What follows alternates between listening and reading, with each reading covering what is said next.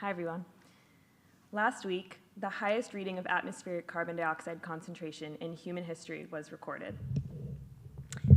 This record reading of 425 parts per million was taken by the observatory at the top of the Mauna Loa volcano in Hawaii. The last time the Earth saw CO2 levels this high was more than 2 million years ago during the Pliocene epoch. Humans have never lived through a time like we are living in now. The devastation of anthropogenic climate change is in full force. Today, I'll be talking about the psychology of climate change and the people most mentally affected by it. I've created a handbook that is meant to lighten the burden of working on this cause and to improve health, mental health, hope, and the longevity of Earth stewardship. I wrote the Nature RX handbook as an instructional guide to nature connection and ecotherapeutic practices. It is meant for those who are struggling with climate anxiety and for anyone who wants to deepen their connection with nature. The strategies in the book will help restabilize baseline mental health and well-being to allow the reader to thrive in all aspects of life. Thank you to my committee, Dr. Rabinowitz-Bussell, and PhD candidate Deborah Lindsay for their support and guidance throughout this project.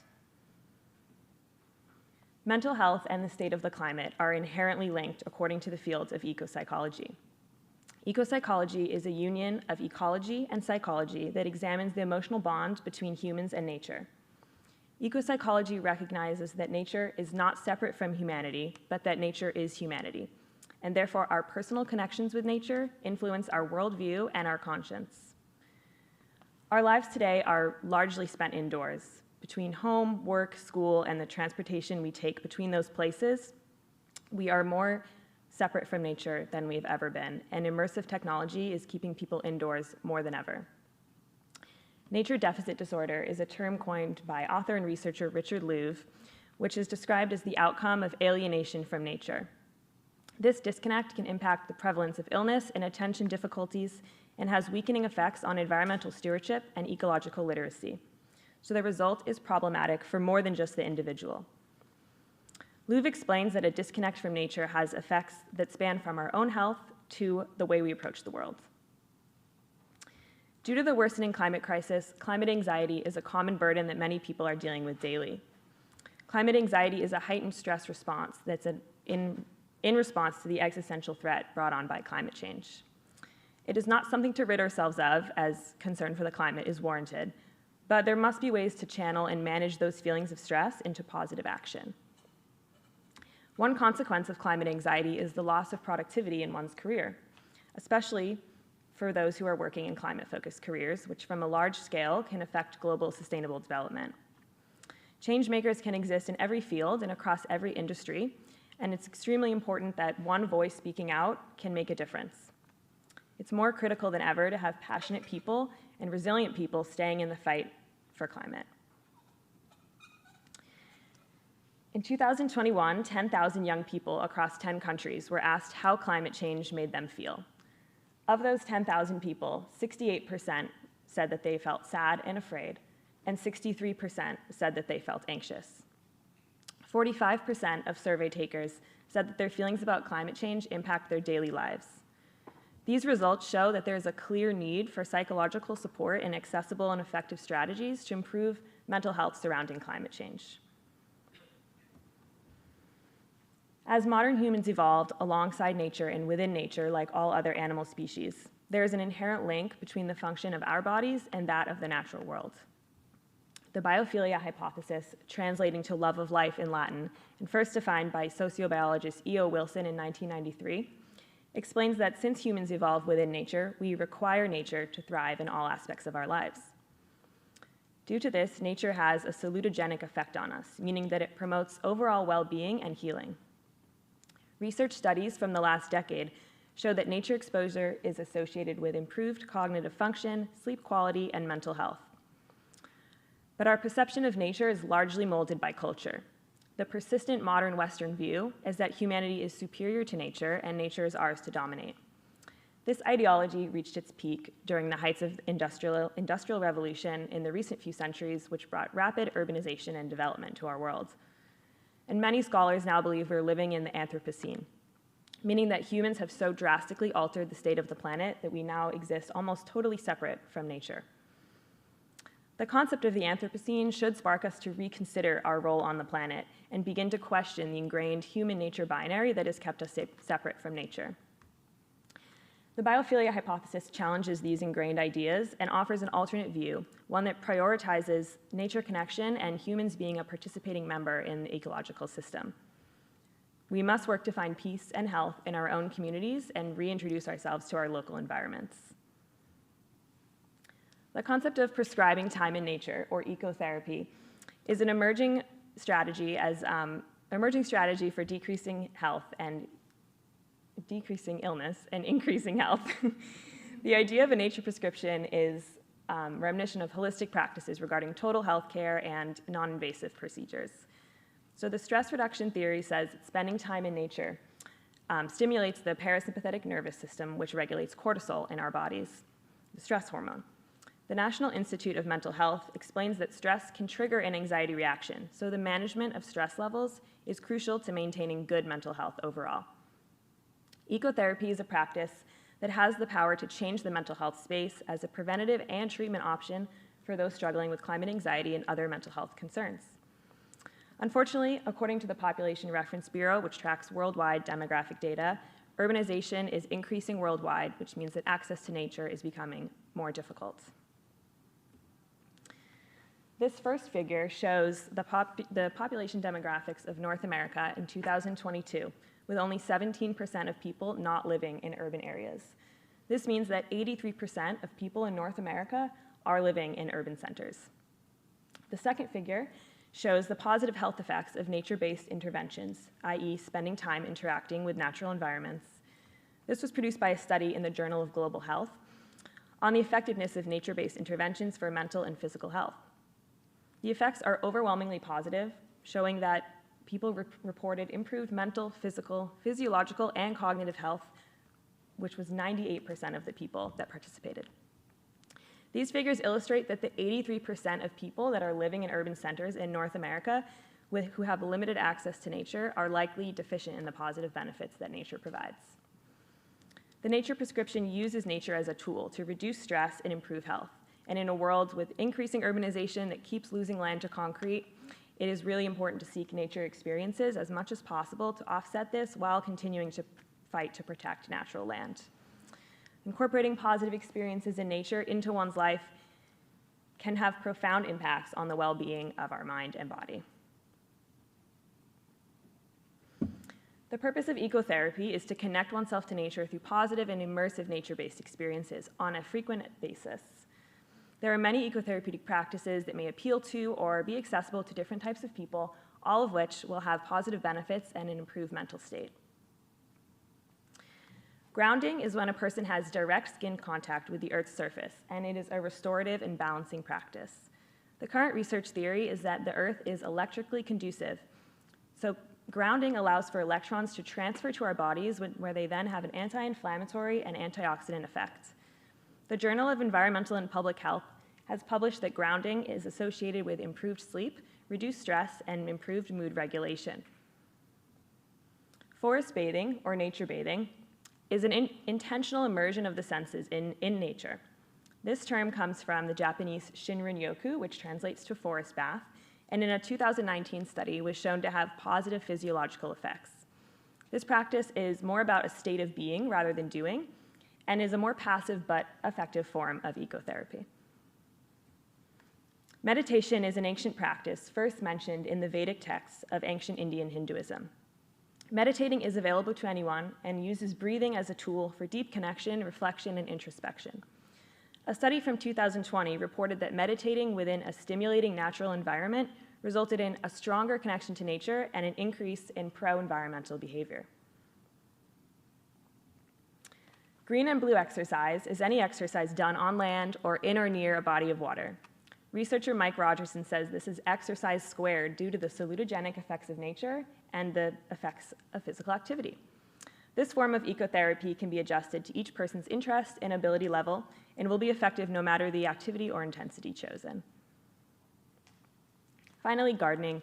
The process of gardening involves continuous and frequent interaction with nature. Gardening leads to involuntary attention, which is defined by 19th century psychologist William James as an effortless form of attention that encourages mental rest. Tending to plants also provides a small window in the function of nature and leads to feelings of accomplishment when your plant or garden is doing well. These are all different expressions of ecotherapy that can be practiced in natural settings to enhance mental and physical health and overall well-being. In the Nature RX Handbook, these practices are offered in a step-by-step guide that can be carried with you and used out in nature to benefit from the salutogenic effects. This excerpt is from the grounding section of the book, and it shows how the reader is guided through the experience and can best receive the benefits of the practice.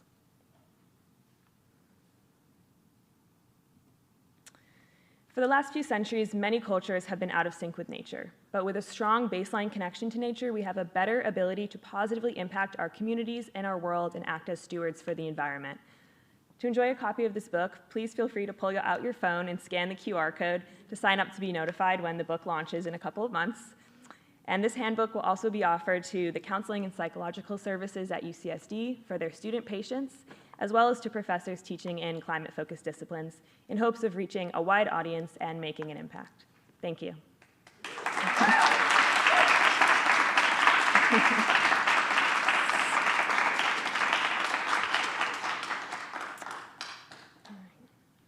Any questions? Alex? So one time I heard a little fun fact that, okay. What's up, y'all?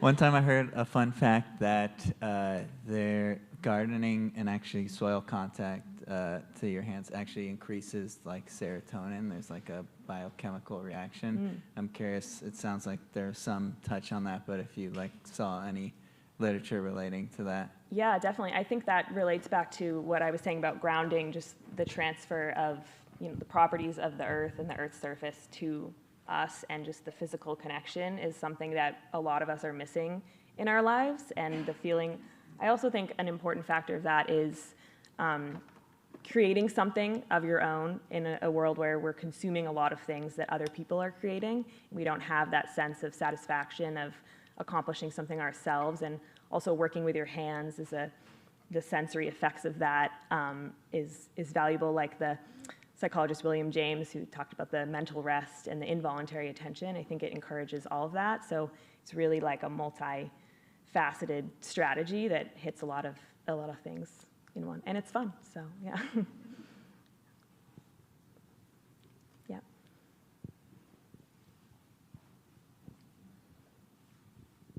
So fantastic work, Eliza. Just amazing. I can't wait to get multiple copies and keep them in my office for when students come by.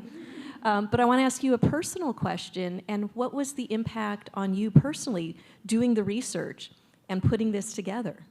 I think it was very interesting because I felt like I sort of knew that this, was true. But when you really read the studies that have been done and the effects that have been recorded on people, it really just gives it weight. And I think it's often an overlooked part of, health management and mental health treatment. So I think it's really important to keep this more in the conversation as we go forward. And it also really inspired me to do this in my life more often, knowing now how beneficial it really is, and that there's literally quantifiable and visible benefits to your health. So it's just been really interesting and inspiring and a hopeful project. Yeah, thank you.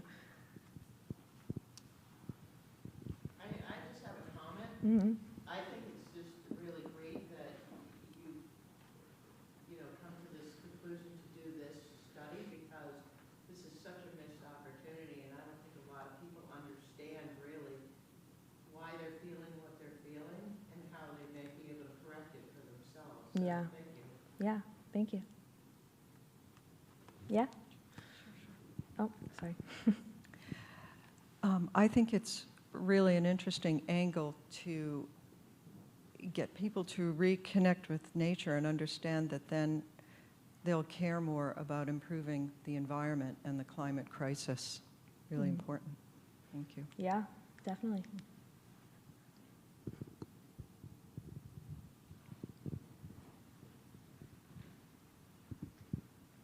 This is awesome. Thank you so much for doing this Thank you. project. It's so needed. I was wondering, in your research, did you work with any indigenous leaders and integrate traditional ecological knowledge, or do you have plans to do that in the future? Yes, I do have some of that in the book, and I tried to reach out to the Kumye Nation, which is, the original inhabitants of where we are right now, and I wasn't able to talk to them in time for the presentation, so I didn't want to. I wanted to include, a primary source on that, so I wasn't able to include it in the presentation, but it is in the book, and it will be in the version that launches, so that was definitely an important part. I felt, can't talk about nature connection really without honoring that, so thank you. Yeah.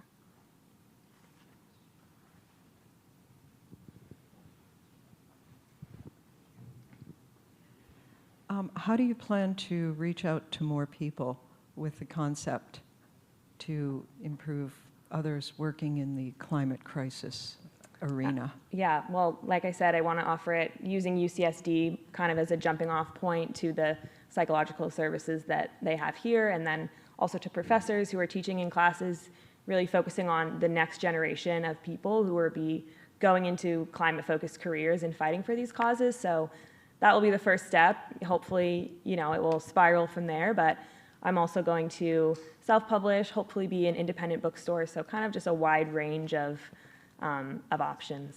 So, yeah. Thanks. Again, I really love this. I work in a middle school setting locally, but also with high school teachers. So how do you see this being translated into those spaces?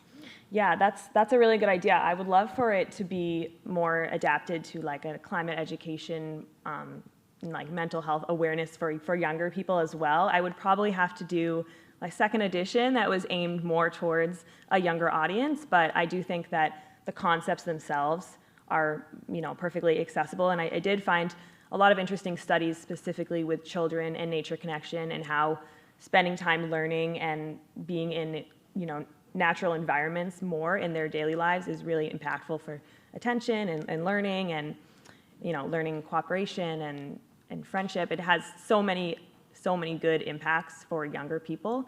So I think that could be a really fun, second step to the project. Yeah, thank you.